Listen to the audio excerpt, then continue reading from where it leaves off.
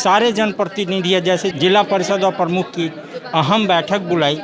हमारे साथ DDC Megha Bhardwaj ma'am हैं, जिनसे बात होगी किस किस अहम मुद्दों पे बात हुई और क्या निपटारा हुआ।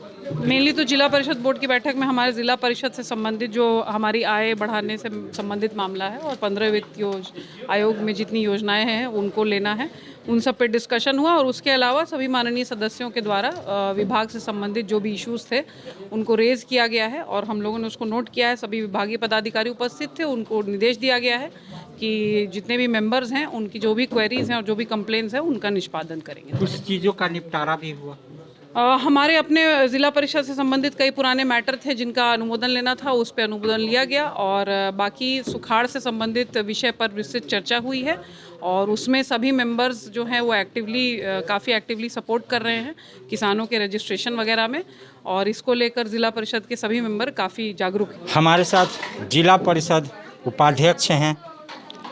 दो शब्द इस मीटिंग के लिए कि क्या क्या हुआ इस मीटिंग में और क्या क्या फैसला लिया। आज बोर्ड का दूसरा बैठक था। जब से गठन हुआ है उसके बाद हम लोग जिला परिषद बोर्ड का दूसरी बैठक आज किए थे। आज का अहम बैठक में यही फैसला लिया गया कि किस तरह से जिला परिषद के राजस्व को बढ़ाया जाए, कैसे जिला परिषद में ज़्यादा से ज़्यादा मुनाफा हो। फिर सुखाड़ संबंधित क्षेत्र में ज़्यादा विस्तृत रूप से चर्चा किया। पलामू सुखाड़ के चपेट से झेल रहा है, उसके बावजूद भी किसान को जो मदद होना चाहिए था आज तक सरकार की तरफ से कुछ नहीं हो पाया। किसान के लिए राहत बचाव के लिए कुछ किसान लोग धान का खेती तो किए, लेकिन कुछ रोग से धान का फसल नष्ट हो गया, तो उसके लिए उसको किस तरह से मुआवजा मिल सकता है, यही सब खास मुद्दों पे आज चर्चा हुआ। हमारे पलामू को इस सुखाड़ में कैसे सुरक्षित किया जाए, क्योंकि धान की बुआई हुई लेकिन फसल उग नहीं पाया, फसल मर गया, तो उनकी निपटारा कैसे किया जाए, इन किसानों का निपटारा कैसे किया जाए। और ये जो जिला परिषद जीत के आए हैं वो विकास पे आगे कैसे कार्यरत रहें, कैसे फंड रेज हो और कैसे हमारे क्षेत्र का विकास हो, इस पे चर्चा हुआ। कुछ अहम मुद्दे जिस पे चर्चा हुई होगी हमारे पलामू के विकास के लिए।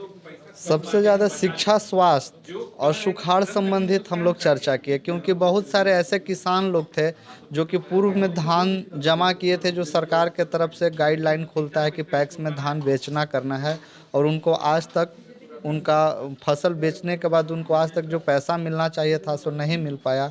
इसके लिए भी विस्तृत चर्चा हुआ। मुख्यतः आज बोर्ड की बैठक में जिला परिषद के राजस्व को किस तरह से हम लोग बढ़ा सकते हैं, इसके लिए चर्चा हुआ। कैसे पलामू को बचाया जाए, राजस्व बढ़ा करके सुरक्षित करके, इस पे चर्चा हुई। हमारे साथ अमित कुमार जायसवाल हैं जो छतरपुर पूर्वी से जिला परिषद है। दो शब्द इस मीटिंग के लिए क्या हुआ। आज जिला परिषद की द्वितीय बैठक हुई और बहुत सारे जो शिक्षा, चिकित्सा और खासकर जो किसान संबंधी बहुत सारे फसल मर गई हैं और बहुत सारे फसल जो लगाए वो 30% से कम पैदावार हुई है, वैसे किसानों को मुआवजा मिले। साथ ही साथ बहुत सारे जैसे आपको राजस्व वृद्धि हो, तमाम बातों पर चर्चा हुई और अच्छा एक स्रोत निकल के आया है जिससे आगे जिला परिषद का अच्छा विकास हो सकेगा। अच्छा विकास हो सके। आप चैनपुर के लिए आपने क्या रखा और उसमें क्या आश्वासन मिला, क्या निष्पादन हुआ? किसान लोग इस बार परेशान है क्योंकि खेती हो नहीं पाया है, सुखाड़ हो गया है, इसी पर चर्चा ज़्यादा चला है। स्वास्थ्य पर भी चला है, स्वास्थ्य का भी दिक्कत है। इसी विषय पर खास करके जिला परिषद में चर्चा चला है। लेस्लीगंज पे क्या चर्चा हुई? सुखाड़ संबंधित चर्चा चला है और वहाँ पे भी हम मांग से पूरे परिषदन के स्तर से मांग किया गया है कि किसानों को जो सुखाड़ राहत योजना के माध्यम से जो है वो किसानों को KYC करा करके उसकी जो है वो सरकार से द्वारा जो मांग मिल रहा है वो दिया जाए। हमारा झारखंड पलामू तो कृषि प्रधान जिला है और अगर धान की खेती और फसल नहीं होगा तो किसान वैसे ही मर जाएगा। इस पे चर्चा हुई और हमारे उपाध्यक्ष इस पे काफ़ी चिंतित है, इसलिए इस बैठक में अहम फैसला लिया गया किसान के सुखाड़ से जूझने के लिए और उसमें हम क्या कर सकते हैं उसके लिए। बीज पलामू में अक्सर बीज का वितरण तो होता है, जैसे अभी राई का वितरण हुआ, चाहे गेहूं का बीज का वितरण, चना का बीज का वितरण पहले होना चाहिए था। जबकि चना का बुआई हो गया तो 60% 70% जब चना का बुआई हो गया उसके बाद चना का बीज आ गया। तो इस तरह से पलामू के किसान काफ़ी मर्माहित हैं, काफ़ी उदास हैं, नाखुशी है कहीं ना कहीं उनको पदाधिकारी के द्वारा कि क्यों आखिर लेट होता है। तो इन अहम मुद्दों पे खास करके आज चर्चा हुआ, क्योंकि पलामू कृषि आधारित जिला है, कृषि पर ही यहाँ का 90% जनसंख्या आधारित है। तो मूल रूप से आज हम लोग सुखाड़ से निपटने के लिए क्या क्या सरकार के तरफ से गाइडलाइन आया है, इसके बारे में विस्तृत रूप से चर्चा हुई। कृषि विभाग को भी इसमें निसंदेह कदम उठानी पड़ेगी, क्योंकि अगर बीज की बुआई हो गई तो आपका बीज यानी बिहन किसी काम का नहीं है।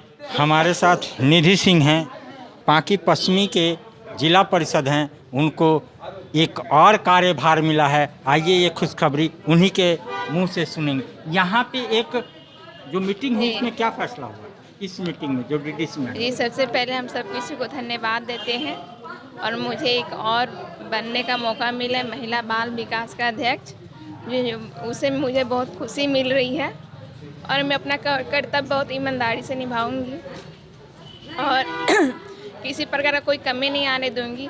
और मैं भी एक महिला हूं और महिला के प्रति मैं हमेशा मतलब खड़ी रहूंगी। इन्होंने चुनाव के समय कहा था कि मैं कभी किसी को निराश नहीं होने दूंगी, और आज भी वही भाषा बोल रही हैं कि मेरे से कोई निराश नहीं होगा। तो ये निधि सिंह हैं, जिला परिषद के साथ साथ एक पद और मिल गया है, तो ऐसे ही ये तरक्की करें और अपने क्षेत्र का विकास करें और सिर्फ विकास करें। हमारे साथ रामलाल चौरसिया जी हैं। 2 शब्द आज के जो बैठक हुई उसके लिए। आज की बैठक में बहुत तरह की बातें आई। सबसे पहले जो तब अगले बैठक में लिया गया था उसका अनुपालन कुछ हुआ था, कुछ अनुपालन नहीं हुआ था, जिस पर हम लोगों ने कहा कि भाई हम लोगों को जितना सवाल उठता है उस सभी सवाल के अनुपालन करते हुए जवाब मिलनी चाहिए। उस पर सर्वसम्मति से तय हुआ कि अगला बार से जो भी हो सबका अनुपालन करते हुए जवाब मिलेगा।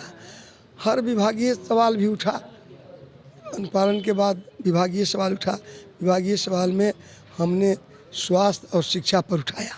स्वास्थ्य में उठाया कि स्वास्थ्य में सबसे पहले मरीजों के लिए बाथरूम नहीं है, बाथरूम इतना गंदा है, इतना अति है कि साफ हुई नहीं करता है, जाम रहता है। जो मरीज ठीक होने जाते हैं इलाज करा के वो और बीमार हो जाते हैं। ऐसी स्थिति में सर्वप्रथम उसको सुधारा जाए। दूसरा, नाइट में जो इमरजेंसी में डॉक्टर लोग रहते हैं उसके लिए रहने का कोई व्यवस्था नहीं है। वो क्या इलाज करेंगे, अपने जब रहने का अथी नहीं है। बाथरूम जब उनको ज़रूरत पड़ता है तब बाहर निकल कर बाथरूम जाते हैं। क्या कहा तो उसमें बोला कि इसका उपाय हो रहा है, बन रहा है। 4 गो बाथरूम ऊपर में मरीजों के लिए बनाया जा रहा है जो एकदम क्लियर कट रहेगा, और जो डॉक्टर के लिए बोले उसका भी व्यवस्था बहुत जल्द में किया जा रहा है। माननीय सदस्य रामलाल चौरसिया जी को आश्वस्त करना चाहूँगा कि 2-3 महीना के अंदर हम सब व्यवस्था कर देंगे। विद्युत की स्थिति इस तरह की है कि जब से लाइन गया है देहाती क्षेत्रों में तब से तार बदलाने का बात नहीं हुआ। आज तार की स्थिति ऐसा जीर्ण शीर्ण स्थिति में हो गया, कितनी सा हवा चलता है तार गिरता है और कई एक मवेशी उसका शिकार हो जाते हैं, आदमी शिकार हो जाते हैं। ऐसी परिस्थिति में तबर भी बैठक में हमने उठाया था। वे लोग आज उसका जो अनुपालन करते हुए कहा है उसे मैं संतुष्ट नहीं हूँ कि हम भेज दिया है निगम को भेजे, निगम से क्या आया उसको बताना चाहिए, और कब तक ये सुदृढ़ हो जाएगा वो बतावें। कि कर सकते हैं सुदृढ़ कि नहीं कर सकते हैं सो भी बतावें। तो ये थे रामलाल चौरसिया जिन्होंने स्वास्थ्य, शिक्षा और बिजली पे सवाल उठाया, और जिसका अगर निष्पादन हुआ तो ठीक है और नहीं हुआ तो उसका जवाब दे यहाँ का प्रशासन और यहाँ का बिजली विभाग और शिक्षा विभाग।